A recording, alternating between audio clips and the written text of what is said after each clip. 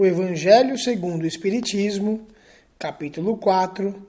Ninguém pode ver o reino de Deus se não nascer de novo. Instruções dos Espíritos. Limites da encarnação. São Luís, Paris, 1859. Quais são os limites da encarnação? Responde São Luís.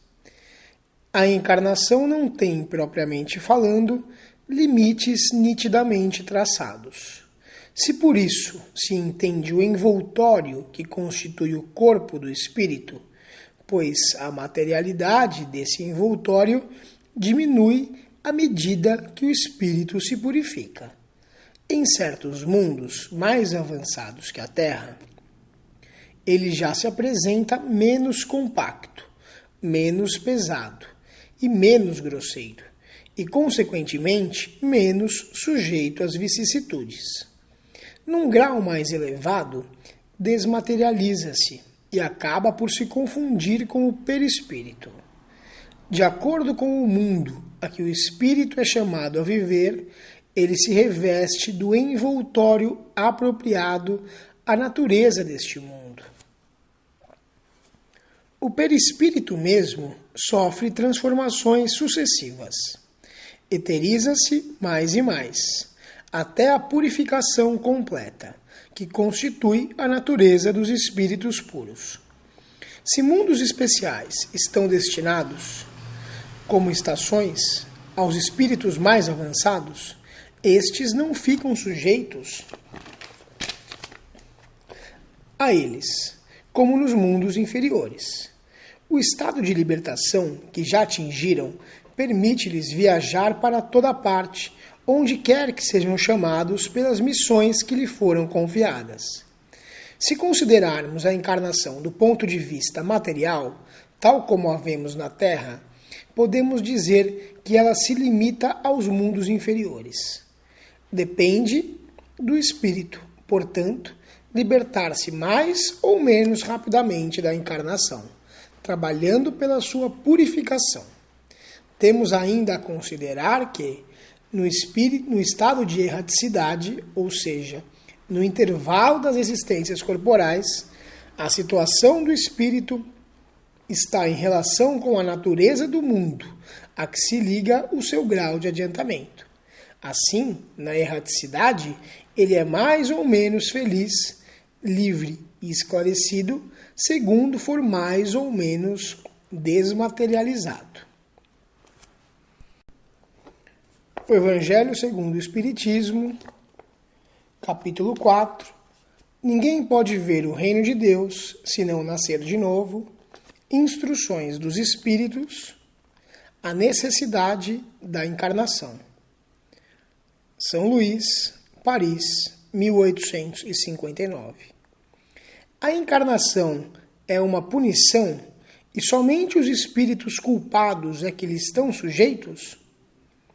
A passagem dos espíritos pela vida corpórea é necessária para que eles possam realizar, com a ajuda do elemento material, os propósitos cuja execução Deus lhes confiou.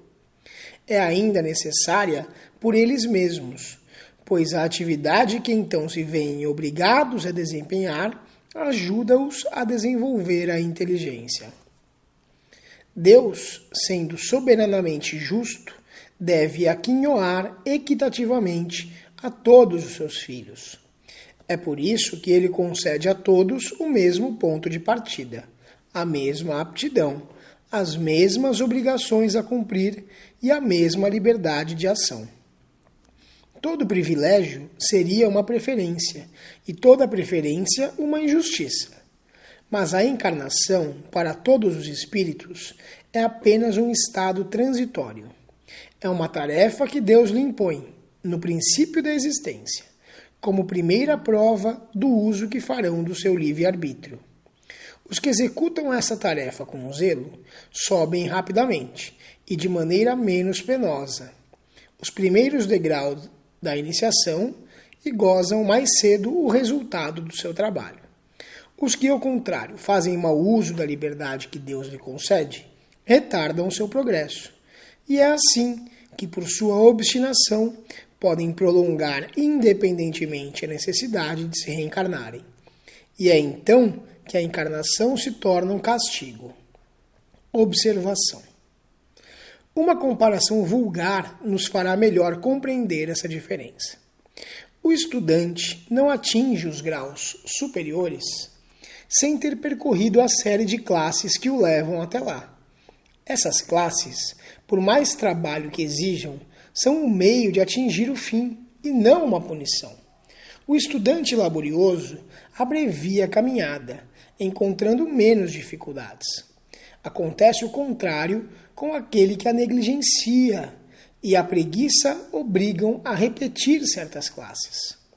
Não é, porém, o estudo que constitui uma punição, mas a obrigação de recomeçá-lo em cada classe. É o que se passa com o homem na Terra. Para o espírito do selvagem, que está quase no começo da vida espiritual, a encarnação é um meio de desenvolver a inteligência. Mas para o homem esclarecido, em que o senso moral está largamente desenvolvido e que se vê obrigado a repetir as etapas de uma vida corporal cheia de angústias, enquanto já podia ter atingido o fim, é um castigo, pela necessidade em que se acha de prolongar a sua permanência nos mundos inferiores e infelizes. Aquele que, ao contrário, trabalha ativamente para o seu progresso moral, pode não somente abreviar a duração de sua encarnação material, mas fraquear de uma vez os graus intermediários, que os distanciam dos mundos superiores. Os espíritos não poderiam encarnar-se uma só vez num mesmo globo e passar suas diversas encarnações em diferentes esferas? Esta opinião seria admissível se todos os homens estivessem na Terra, exatamente no mesmo nível intelectual e moral. As diferenças existentes entre eles, desde o selvagem até o homem civilizado, revelam os graus que tem de percorrer. A encarnação, aliás, deve ter uma finalidade útil. Ora, qual seria a finalidade das encarnações efêmeras das crianças que morrem em tenra idade? Teriam sofrido sem qualquer proveito, nem para elas, nem para os outros? Deus, cujas leis são todas soberanamente sábias, nada faz de inútil. Pelas reencarnações no mesmo globo, quis que os mesmos espíritos se ponham de novo em contato, tendo assim ocasião de reparar as suas faltas recíprocas. E tendo em conta as suas relações anteriores, quis ainda fundar sobre uma base espiritual os laços de família, apoiando numa lei natural os princípios de solidariedade, fraternidade e igualdade.